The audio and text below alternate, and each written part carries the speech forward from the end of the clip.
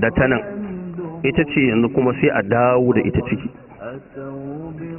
To nan wajen da an zo an danna mutum cikin nan wajen sanda za a juya sai annabi yake cewa innal mu'mina idza mata wudi'a fi qabrihi, in mutum ya mutu aka sanya shi a cikin nan wajen wa innahu la yasma'u qara'ana alihim.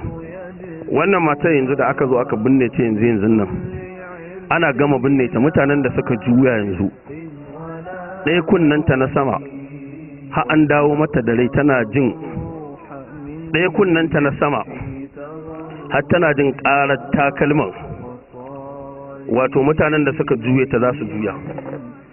ɗaya kunnanta na ƙasa tana jin kuma tafiyar mala'ikun da za su taso su yi mata tambaya.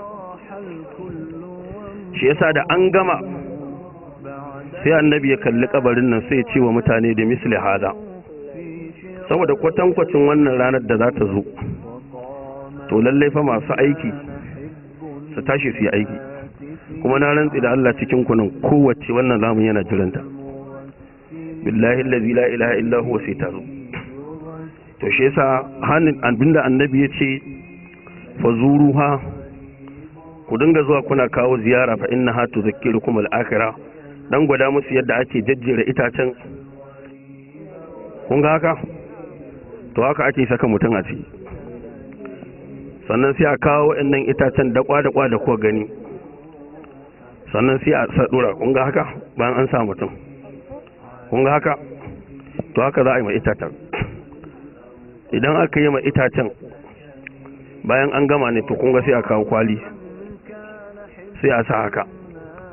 Mutumin da yake shine aqrabun nasu ireka, wanda yafi kowa kusa da kai, idan aka zo nan wajen da za a bar wani waje ba a sa ƙasa ba wanda iska za ta iya shiga, shi zai ce ya kamata a toshe nan, saboda yana ganin cewa toshe wajen shine gata a wajenka.